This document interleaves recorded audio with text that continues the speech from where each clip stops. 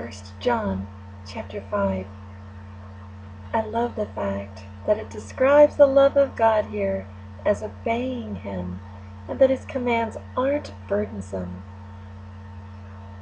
Everyone born of God will overcome the world. Who overcomes the world? The ones who believe in Jesus as the Son of God. The Old Testament talked about needing 2 or 3 witnesses when you were going to establish a testimony. And it's pretty cool in this chapter that John says, yeah, there are 3 that testify about Jesus. The Spirit testifies because the Spirit is truth, and also the water and the blood. They're all in agreement. And these study notes talk about the water symbolizing Jesus' baptism and the blood symbolizing His death. All these things are a testimony to who He really was.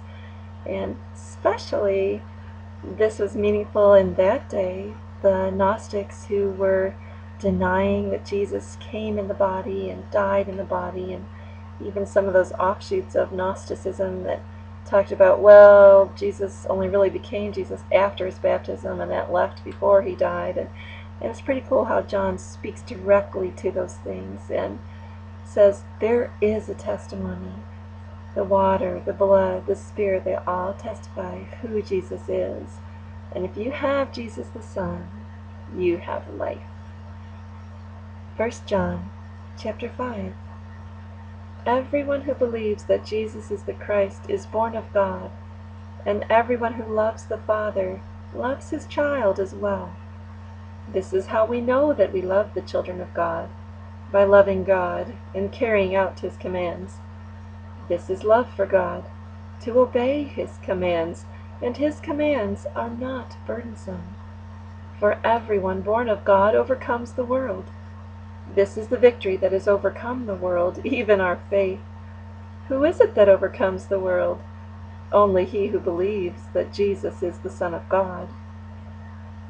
This is the one who came by water and blood, Jesus Christ. He did not come by water only, but by water and blood. And it is the Spirit who testifies, because the Spirit is the truth. For there are 3 that testify, the Spirit, the water, and the blood, and the 3 are in agreement. We accept man's testimony, but God's testimony is greater, because it is the testimony of God, which He has given about His Son. Anyone who believes in the Son of God has this testimony in his heart.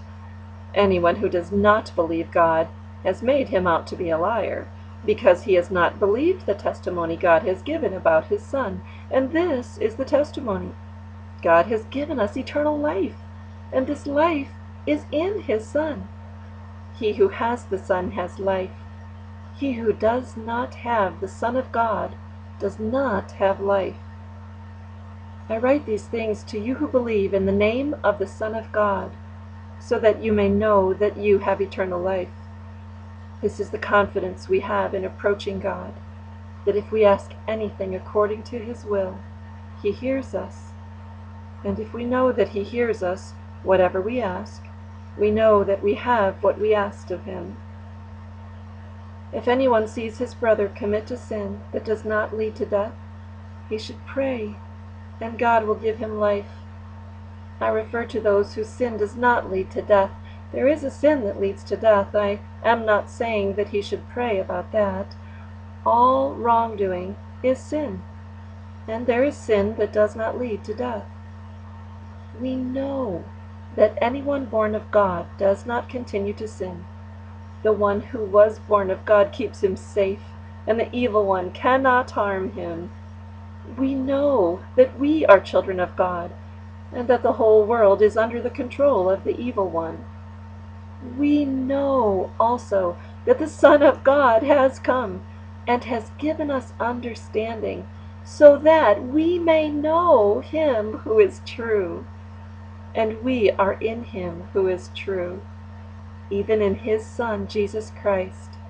He is the true God and eternal life. Dear children, keep yourselves from idols.